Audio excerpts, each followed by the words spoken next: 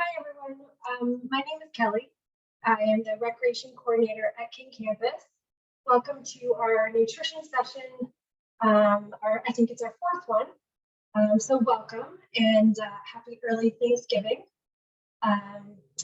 We today are going to learn how to cook fall skillet, and it has lots of different healthy things in it, as well as a fun dessert that you can have really anytime with any kind of filling. But an apple pie, mason jar apple pie, that is great for this time of season. So I have prepared lots of things I pre-cut up to make things go a little bit smoother. I'm very much a recipe person, which is totally good if you are not. In any case, I have already started by pre-cooking our chicken. I have cut it up into chunks. And I'm using cast iron today, which is a great way to cook things because it gets super hot and cooks really well and quickly. So I'm going to heat this up again a little bit and get that going again. And I'm going to add a little bit of salt and pepper to the chicken. I recently just found out a reason to use salt is to enhance the flavor of your food, is not necessarily just to taste the salt, which I thought was kind of interesting because it's interesting you don't cook with salt very often. So add a little pepper to that, and a little bit of salt, and we'll get that going again. And next we're going to cook our bacon. And by the way, we will post all of the recipes and the ingredient lists on our Instagram account, so you'll be able to get that afterwards. And if you're following live right now or you're watching it later, you'll be able to cook it as well on your own. So I've had the bacon started a little bit. So I'll get the bacon going again.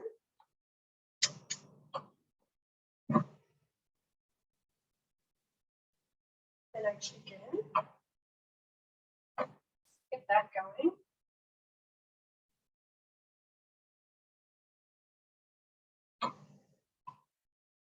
And it's nice also cooking with gas because you're able to adjust your heat a lot. For those of you who have gas stoves, they are pretty awesome. So as well here, I just cut the bacon into small chunks that I'm going to brown until they're a little bit crispy. And then we'll go on and do our next couple steps. The nice thing about this recipe as well is a lot of you probably don't eat our lovely Brussels sprouts, but they are super healthy for you. I like to cook them actually for my kids and put maple syrup on them. So kind of make something healthy, but fun to eat as well. So that is great. Cook up our bacon here. I have the bacon on probably a medium heat. So it doesn't, I hate when it flares up and you get grease all over yourself while you're cooking it. Not always fun.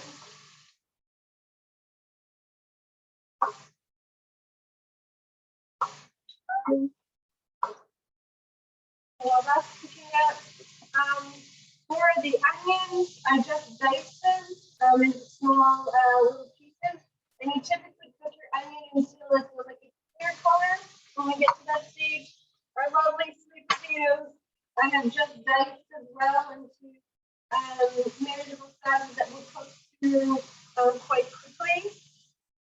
And our Brussels sprouts, depending on the size of them, some of them I just cut in half, others I actually cut in quarters, but it's all relative to the actual size of the large Brussels sprout that you're using. Back to our lovely bacon here. Chicken is pretty much done and cooked through. Always wanting to make sure that you're cooking your chicken all the way through so no salmonella poisoning and you're not cross-contaminating.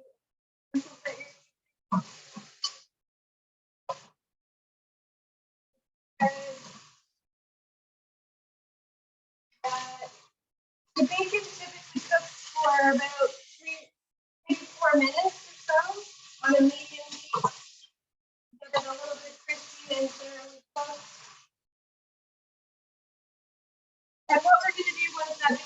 we're going to put in our vegetables, but we're actually going to use from the bacon in the pan to give a bit more flavor to a lot of the vegetables that you're cooking.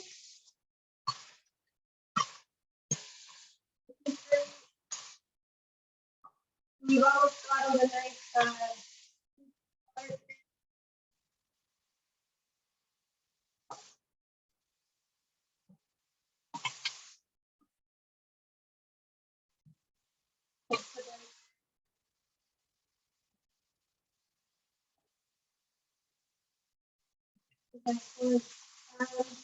I hope you all are have some great plans for things.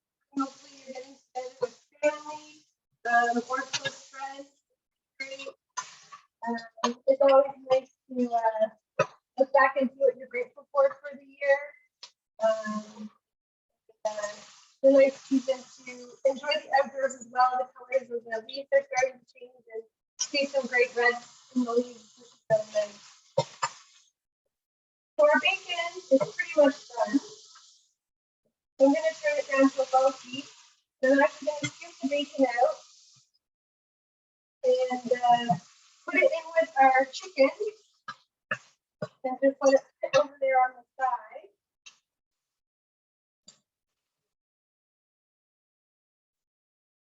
So we're going to add all of it together in a few more minutes.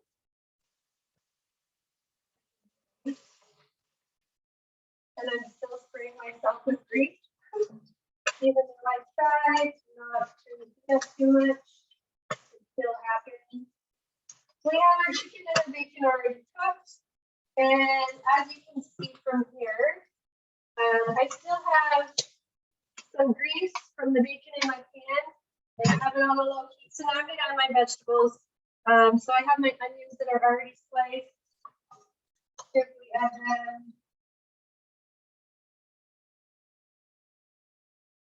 Then I have my sweet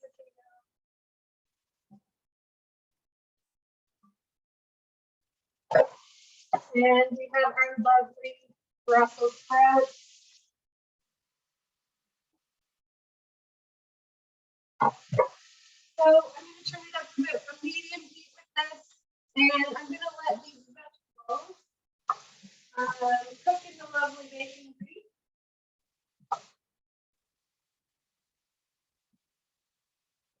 For probably roughly, let me see it, my recipe here, roughly 10 minutes or so. We're going to let these simmer.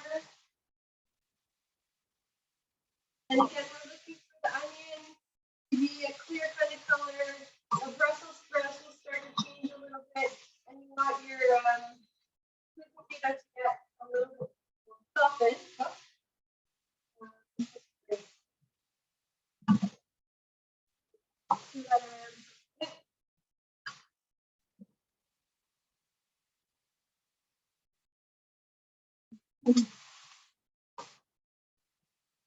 So while that is cooking, let's take a look at our lovely dessert option for today.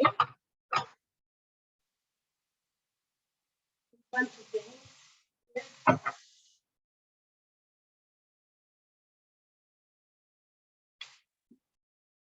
So what I've already done is with our lovely mason jar apple pie, I got these at the dollar store, but you have to make sure that you get the kind that is for canning, so when you're making jam or etc., so that this plastic can actually get hot, so it's oven safe. There are some that say they're absolutely not oven safe, so please do not put those in your oven. Really important that you get oven safe mason jars. There's teeny tiny ones, there's ones that are a little bit bigger. This is pretty much a medium-sized mason jar. So what we're going to do is I actually bought frozen pie shells. I tried to get the kind that was rolled up, but I couldn't find it, so I just bought regular pie shells. And I defrosted them and I rolled them with a roller. So I ended up with a lovely sheet of dough, but I pre-cut some pieces here. With that, 1 second, I'm going to stir our vegetables.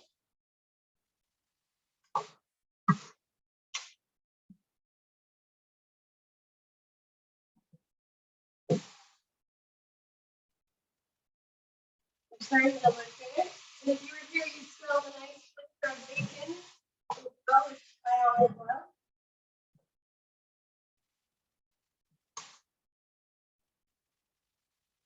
So again, we'll let that cook on to do its thing. So what I did, I rolled the dough out with our lovely rolling pin, and then I actually took the top of the mason jar and I cut out circles of dough, and that is actually for the bottom of your jar and the top of your pie. And then you can cut some strips. So I have my lovely circles, and you can cut some strips that you're going to put along the side to make your crust for your pie inside. We'll be doing our multitasking there today.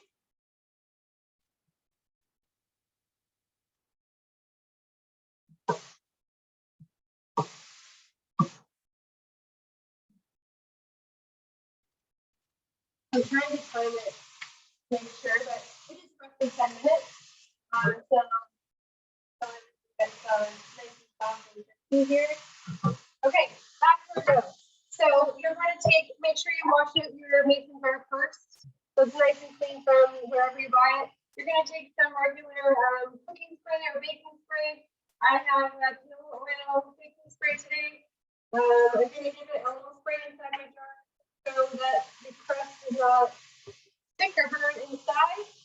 I'm going to take my lovely circle and I'm going to place it down at the bottom. So as you can see, it fills the bottom of my jar as the base. So again, back to my stirring.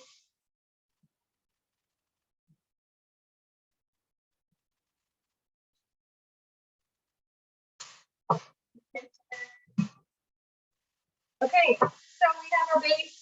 Now I'm going to take some of my, you can actually just rip pieces off your strip and put them in. You want to try to push it around to the side and seal along the bottom to make your crust.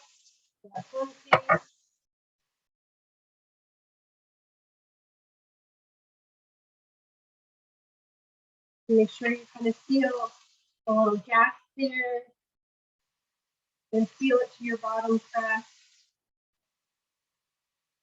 Well, give it a little stir.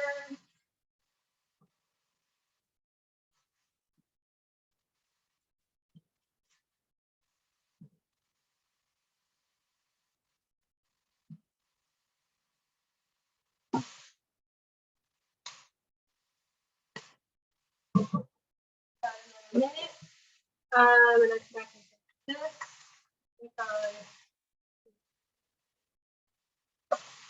So I have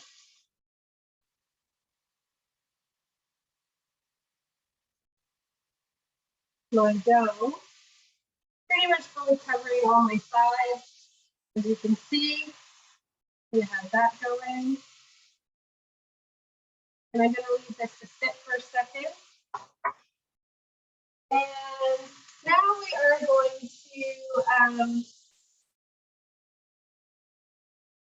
in half a cup of our chicken broth. I tend to use chicken broth that is has less sodium in it, so 30% less sodium. But it's really a personal choice what kind of chicken broth you want to use. So I'm going to measure roughly half a cup.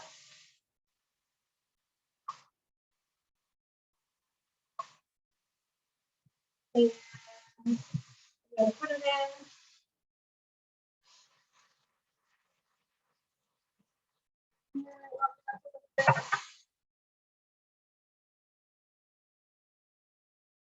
And let that cook for a bit. What you want to do here is you actually want to let that half a cup actually evaporate. So it's almost all gone into your vegetables and flavor.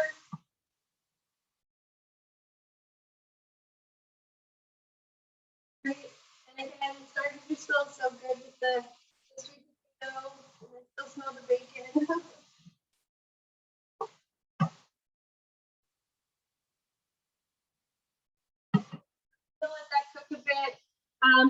I'm also now going to add in my garlic, which I have here. I have minced garlic. You can mince your own garlic. I tend to just buy pre-minced garlic.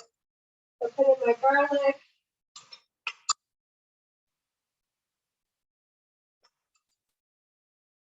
Back going. I'm going to put in some fresh thyme.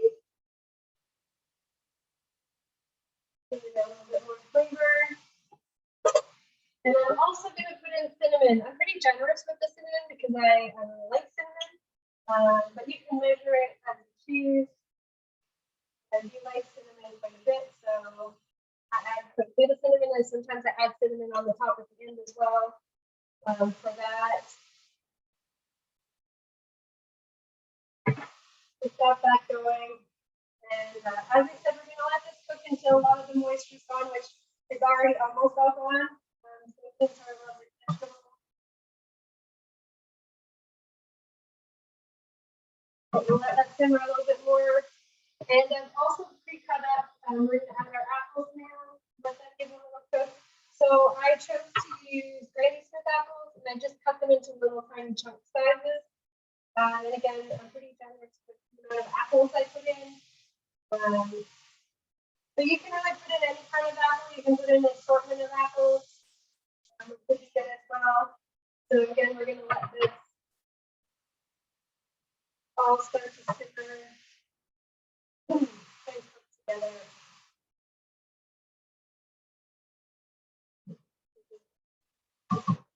And let down a bit. I'm still at a medium heat. And with that, so back for a lovely apple pie. We have our mason jar and our pie shell already done in here. Typically, I think with 2 pie shells, frozen pie shells that you can buy, you can probably do about 6 mason jars out of them. Then I would move on to make my apple mixture. I pre-made my apple mixture. And what I do is I took Granny Smith apples, combined them with delicious apples to get a little bit of that tart, but a little bit of that soft apple as well. You add your flour, your brown sugar, and your cinnamon in a separate bowl and mix that so it's all mixed together. Remember to put a little bit of lemon on your apple as well, so they don't brown in your process. And then combine that, and you get what looks like this, with the cinnamon, brown sugar, the apples, and the flour. And now I'm going to scoop it into my lovely mason jar.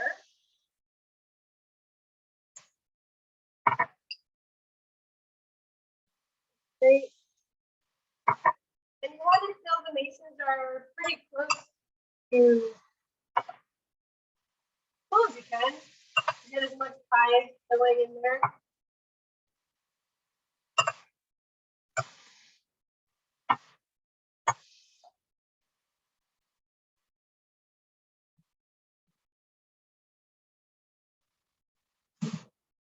Now I'm going to turn it down a little bit to lower temperature.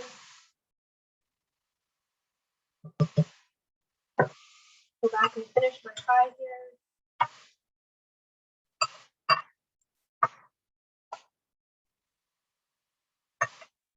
Put as much as I can in. Put a little of my sugar stuff. Perfect. So I really filled it up to the top. This will be good.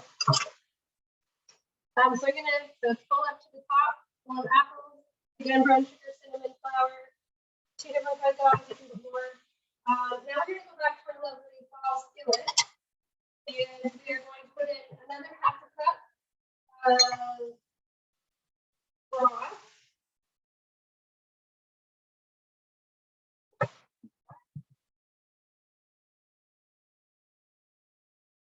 And I'm also going to put in our chicken and our bacon.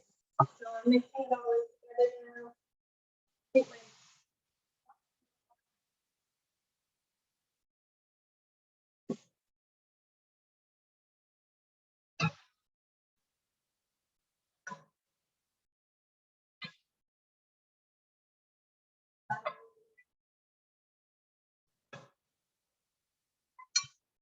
And I'm going to turn it up to a medium again.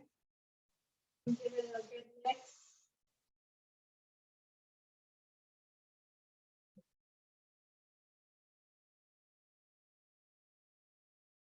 Go.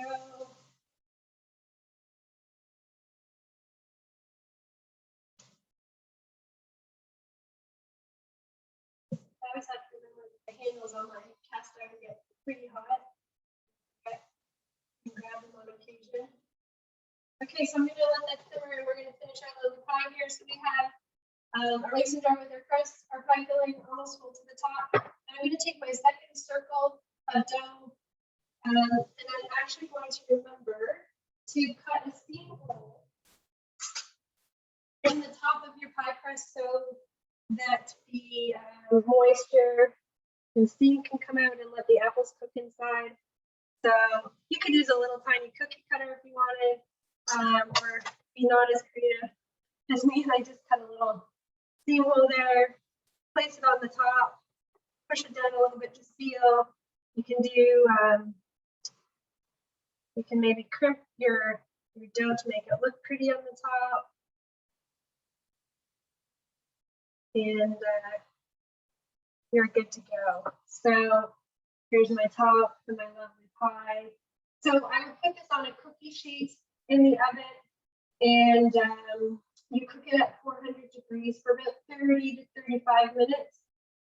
You'll be able to see some of the apple filling bubbling a little bit on the outside of your crust as well, and your top will be nice and golden brown. Actually, I got a step here. I'm going to take my lid off, and I'm going to, as they say, put a dollop of butter in the top to let that melt all the way through. And I'm going to put my crust back on, which is lovely. Now we're good to go. So I put those on a cookie sheet, 400 degrees in the oven for about 35 minutes, and they're good to go. So you will pretend that I am putting it in the oven. So back to this.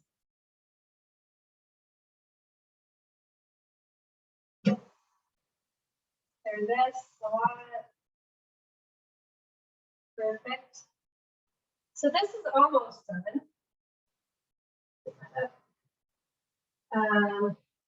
So I am going to put a little bit more cinnamon because I love cinnamon.